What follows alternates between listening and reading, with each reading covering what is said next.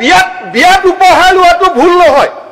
সভাপতিয়েও কৈছে যে বিয়াত উপহাৰ লোৱাটো ভুল নহয় তাৰমানে এতিয়া আমাৰ অফিচাৰ সকলোকে কংগ্ৰেছ দলে এটা কৰাপচনৰ সিস্টেম শিকাই দিলে যে আপোনালোকে বেলেগত নলব বিয়াত লৈ লব কাবাৰ ঘৰৰ বিয়া এখন নাই আপোনাৰ পলিটিক্সটো বৰ ধুনীয়া হৈছে মই প্ৰুফ কৰা নাই মই কোনো পলিটিক্স কৰা নাই Tarun Gogoi cannot defend himself Gaurav Gogoi নিজক ডিফেন্ড কৰিব পাৰে নে has he defended তাৰমানে বিপ্লৱ শৰ্মাই লিখিব লাগিছিল নেকি যে তৰুণ গগৈ ৰাকেশ পালক নিযুক্তি দিয়া নাই সৰ্বানন্দ সোণোৱালেহে ৰাকেশ পালক নিযুক্তি দিব অসম কংগ্ৰেছ দলে অসমৰ যুৱ শক্তিৰ ওচৰত ৰাকেশ পালৰ হোৱা নিযুক্তিৰ কাৰণে ক্ষমা বিচাৰিব they must render an public apology যে আমাৰ দিনত ই এটা ভুল আছিল ভৱিষ্যতে কেতিয়া ক্ষমতাত আহো নাজানো কিন্তু যদি কেনেবাকৈ ক্ষমতাত আহিব পাৰো এনেকুৱা ভুল আৰু আমি জীৱনত দ্বিতীয়বাৰ নকৰো অসমৰ লোকসেৱা আয়োগৰ ক্ষেত্ৰত it is a repeated crime by the Congress government first crime was committed during a period of another chief minister second crime has been committed during the tenure of another chief minister not one two chief minister has compromised with the integrity of Assam Public Service Commission this is the history of Congress party তাৰ পিছত সময়ত তেখেত নিযুক্তি হল নিযুক্তি হোৱাৰ পিছত যেতিয়া আগলৈকে যদি আমি আগবাঢ়ি যাওঁ বিপ্লৱ শৰ্মা কমিটিয়ে লিখিছে যে মুখ্যমন্ত্ৰীৰ সন্তানৰ বিবাহত তেওঁক 3 লাখ টকা মূল্যৰ গহনা যোগান ধৰা হয় আমি ইনকাম টেক্সলৈকে লিখিছো যে whether that has been reflected in his statement or not কিন্তু আটাইতকৈ ইম্পৰ্টেন্ট কথা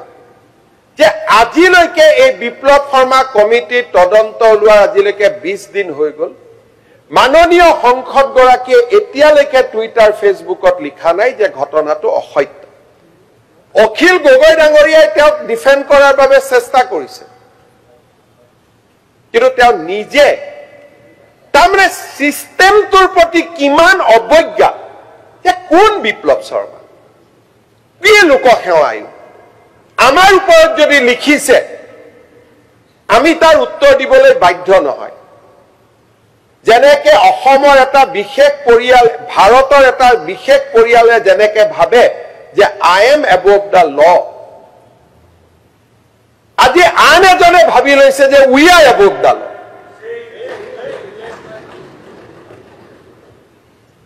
অখিল গগৈ ডাঙৰীয়াৰ ক্ষেত্ৰত লিখিছে এটোটো কৈছে সোণৰ চেন আঙুঠি ব্ৰেসলেট কিমান হ'ব পাৰে তো আনলিমিটেড এমাউন্ট আজিলৈকে অসমত কিবা এটা কথা ওলালে আমাৰ বিষয়ে যদি কিবা এটা উঠায় সোহাবিলাক খেদি ফুৰে আপোনাৰ ওপৰত এটো উঠিছে উত্তৰ দিয়ক কিন্তু ৰাজপুত্ৰ হোৱা কাৰণে আজিলৈকে এটা সামান্য সোশ্যাল মিডিয়া স্টেটমেন্ট দিয়া নাই যে এই এলিগেশনটো ৰং আমাক একো নালাগে আমি কাকো বিশ্বাস নকৰো এজন ব্যক্তিৰ ওপৰত উঠা অভিযোগ এটা এতিয়া মাননীয় দেৱব্ৰত শইকীয়া ডাঙৰীয়াই ভাষণ দিলে তেওঁ ভাষণত এবাৰো নকলে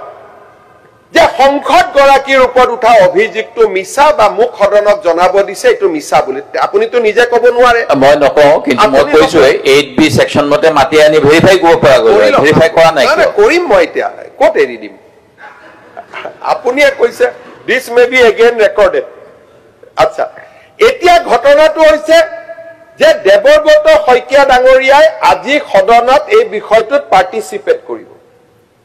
কালিয়া মই টিভিত কৈ দিছো ফেসবুকত কৈ দিছো যে বিপ্লৱ শৰ্মা কমিটিৰ প্ৰতিবেদন হ'ব অধ্যক্ষ মহোদয়ে এই গুটেই সাৰ্কুলাৰখন যে আজি এই বিষয়টো আহিব যোৱা কালিয়ে নটিফাই কৰিছে এটলিষ্ট সদনত ৰেকৰ্ড হওক যে মোৰ বিয়াত মই তেনেকুৱা কোনো উপহাৰ লোৱা নাছিলো এজন কংগ্ৰেছৰ সদস্যক তেখেতে অধিকৃত কৰিব পাৰিলেহেঁতেন যে আপুনি হাউসত ডিবেটটোত ক'ব যে মোৰ ওপৰত হোৱা অভিযোগটো মিছা আৰু এইটো মই প্ৰত্যাখ্যান কৰিছো আজি 20 দিন হৈ গ'ল অখিল গগৈ ডাঙৰীয়াক চাব he is more loyal than the Congress party লগে লগে প্ৰেছ কনফাৰেন্স কৰিলে যে নাই নাই নাই বিয়াত দিলেতো কোনে জানে বিয়াতটো আৰু যোনে তোনে জি টিক দি গুচি যায় কালি মোৰ বিয়াত মোৰ ল'ৰাৰ বিয়া হোৱা নাই মোৰ ল'ৰাৰ বিয়াত যদি আদানী আম্বানী আহি 100 কোটি টকা দি থৈ যায় অখিল গগৈ ডাঙৰীয়াই তেনেকুৱা ষ্টেটমেণ্ট দিব নেকি যে নহয় এইটোতো নন্দিলৰ গাত দোষ নাই বেচেৰা তাকতো দি থৈ গৈছে এইটো ৰেকৰ্ড হ'ব পাৰে নেকি হিমন্ত বিশ্ব শৰ্মা আমি বিলাক সাধাৰণ মধ্যবিত্ত পৰিয়ালৰ পৰা ইয়ালৈকে অহাৰ কাৰণে আমাৰ ক্ষেত্ৰত আইন কানুন বেলেগ হয়তো অখিল গগৈ ডাঙৰীয়াৰ কাৰণে আইন কানুন বেলেগ তেখেতৰ 3 লাখ টকা লোৱাটোৰ ওপৰত আমি সবে তেখেতৰ টিটকাৰি মাৰি আছো কাৰণ he has risen from a small family কিন্তু ৰজাৰ ঘৰতটো ক'ব আমি কোনেও সাহস কৰা নাই আৰু অখিল গগৈ ডাঙৰীয়াই নিজক যিমান ডিফেন্ড কৰিছে তাতকৈ ৰজাক বেছি ডিফেন্ড কৰিছে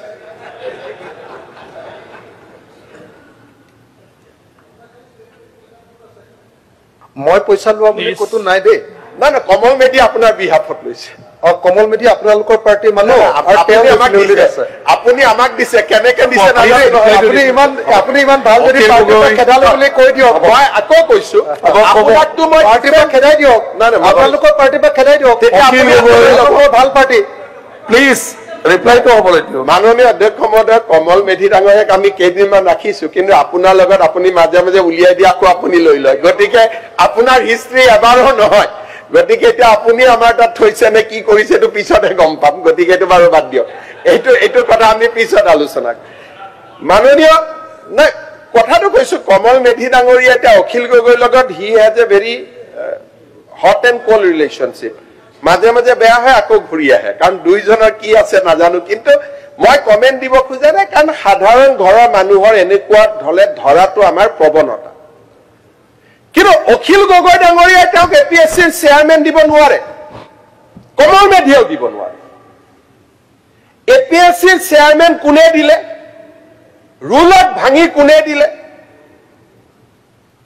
আৰু তেওঁৰ ল'ৰাৰ বিষয়ে যেতিয়া এলিগেশ্যন আহে সাধাৰণ মানুহৰ মনত ডেফিনেটলি প্ৰশ্ন উঠিব যে হয় আজি অখিল গগৈ ডাঙৰীয়া কোনোবাই মোক কোনোবাই কিবা দিব আপোনাক কোনোবাই কিবা দিব ভয়ত দিব যে ঠিক আছে আমাৰ কথা যাতে বেছিকৈ কৈ নুফুৰ কিয় আমিতো তেওঁক এপইণ্টমেণ্ট দিব নোৱাৰো আমিতো তেওঁক 10 বছৰৰ কাৰণে এপিএছচিত দিব নোৱাৰো কিন্তু যিজনে 10 বছৰৰ কাৰণে দিব পাৰে তেওঁৰ ঘৰৰ বিয়াত যদি সোণৰ অলংকাৰ দিয়ে it is a prima facie case of corruption unless it is denied আজিলৈকে এই মুহূৰ্তলৈকে কংগ্ৰেছ দলৰ সংসদ গৌৰৱ গগৈ ডাঙৰীয়াই আজিলৈকে ডিনাই কৰা নাই যদি ডিনাই কৰা নাই তাৰ মানে ইট কেন বি একচেপ্টেড আমি গ্ৰহণ কৰিব পাৰো he has taken debt money in his marriage আৰু অখিল গগৈ ডাঙৰীয়াই এটা ভাল কথা কৈছে যে বিয়াত দিলেতো গম নাপায় কংগ্ৰেছ দলৰ এজন স্পোক্সমেন বেদব্ৰত বৰাই কৈছে যে বিয়াত দিলে তেওঁ কেনেকে গম পায় তাৰ মানে আজিৰ পৰা যদি আপোনালোকে কৰাপশ্যন কৰিব খুজিছে কাবাৰ ঘৰৰ বিয়া এখন পাতি ল'ব Congress party has a rule যে ক'ত কৰাপশ্যন কৰিব পাৰি তেওঁলোকে এইটোও জানে and this বেদব্ৰত বৰা মই যাৰ নাম কৈছো he is the official spokesperson of the party chief না কৈছে বিয়াত উপহাৰ লোৱাটো ভুল নহয় সভাপতিয়েও কৈছে যে বিয়াত উপহাৰ লোৱাটো ভুল নহয় তাৰমানে এতিয়া আমাৰ অফিচাৰ সকলোকে কংগ্ৰেছ দলে এটা কৰাপশ্যনৰ চিষ্টেম শিকাই দিলে যে আপোনালোকে বেলেগত নলব বিয়াত লৈ ল'ব কাবাৰ ঘৰৰ বিয়া এখন পাতি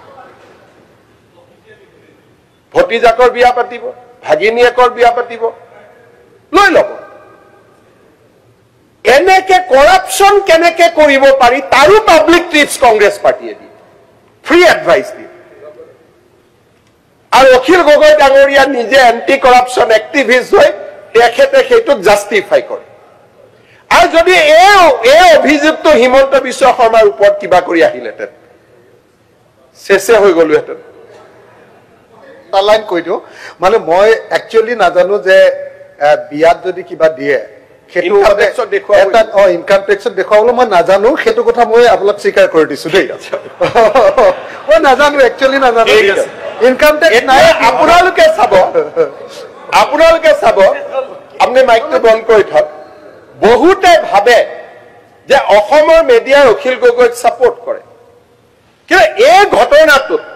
অখিল গগৈ এপইণ্টিং অথৰিটিও নহয় অখিল গগৈয়ে ৰাকেশ পালক এপইণ্ট দিব নোৱাৰে কিন্তু অখিল গগৈৰ ওপৰত যিমান নিউজ বজাইছে গৌৰৱ গগৈৰ ওপৰত বজোৱা নাই কিয় অখিল গগৈ সাধাৰণ ঘৰৰ ল'ৰা ছোৱালী একে these are serious allegation Akhil Gogoi ডাঙৰীয়াৰ allegation is that by the way of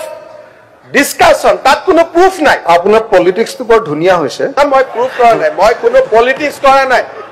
মই পলিটিক্স কৰাই নাই এটোক যদি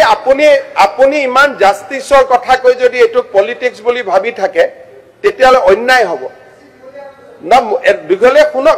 শুনিব কিয় আৰু তো বহুত কব আছে এতিয়া প্ৰশ্নটো হ'ল দেৱব্ৰত শইকীয়া ডাঙৰ এটা কথা মই মানি লৈছো Tarun Gogoi cannot defend himself Gaurav Gogoi নিজৰ ডিফেন্ড কৰিব পাৰে নে নোৱাৰে has he defended কোনোবাই আজিলৈকে কোনোবাই টুইটাৰ ফেসবুকত এটা দেখিছে যে এটো এই গুটে কাক লগাই দিছে ভূপেন বৰা যে তুমি ডিফেন্ড কৰা মোক মই ইমান ডাঙৰ ৰজা মই কেনেকে ডিফেন্ড মই নিজে কেনেকে কম আৰু ডিফেন্ড কৰোতে বিপ্লৱ শৰ্মাৰ পিছতে লাগি গ'ল যে তেওঁক এনেকুৱা মানুহ বুলি জনা নাছিলো তাৰমানে বিপ্লৱ শৰ্মাই লিখিব লাগিছিল নেকি যে তৰুণ গগৈ ৰাকেশ পালক নিযুক্তি দিয়া নাই সৰ্বানন্দ সোণোৱালেহে ৰাকেশ পালক নিযুক্তি দিব তেনেকে লিখিব লাগিছিল নেকি এই গোটেই তদন্তটোৰ কাৰণে মই এটা বিচাৰিম অসম কংগ্ৰেছ দলে অসমৰ যুৱ শক্তিৰ ওচৰত ৰাকেশ পালৰ হোৱা নিযুক্তিৰ কাৰণে ক্ষমা বিচাৰিব They must render an public apology যে আমাৰ দিনত ই এটা ভুল আছিল ভৱিষ্যতে কেতিয়া ক্ষমতাত আহো নাজানো কিন্তু যদি কেনেবাকৈ ক্ষমতাত আহিব পাৰো এনেকুৱা ভুল আৰু আমি জীৱনত দ্বিতীয়বাৰ নকৰো অসমৰ যুৱ প্ৰজন্মৰ এইটো অধিকাৰ they owe this from the Congress party তাৰ পিছত ৰাকেশ পাল ডাঙৰীয়াৰ বিষয়ে যিবিলাক কথা লিখা গ'ল তেওঁৰ পত্নীয়ে কি ক'লে তেওঁৰ মাকে কি ক'লে ভিতৰত গৌতম ৰয় নীলমণি খেণ্ডেকা সুমিত্ৰা পাটিল এই গোটেই ঘটনাবিলাক য'ত যেনেকে হৈছে মই তাৰ ওপৰত ক'ব খোজা নাই বাট আ বেসিক ইনকুৱাৰী বা বেসিক এপইণ্টমেণ্ট প্ৰচেছ যি ধৰণে ৰাকেশ পালক নিযুক্তি দিয়া হ'ল আৰু যি ধৰণে ৰাকেশ পালক আঠৰ পৰা সৰ্বানন্দ সোণোৱাল ডাঙৰীয়া মুখ্যমন্ত্ৰী নোহোৱালৈকে যি ধৰণে দুৰ্নীতি কৰাৰ লাইসেন্স দিয়া হ'ল হাজাৰ জনৰ সপোন ধ্বংস কৰিবলৈ অনুমতি দিয়া হ'ল আমাৰ স্বাধীন অসমত ইমান ডাঙৰ অন্যায় অসমৰ যুৱ প্ৰজন্মৰ বিৰুদ্ধে কেতিয়াও হোৱা নাছিল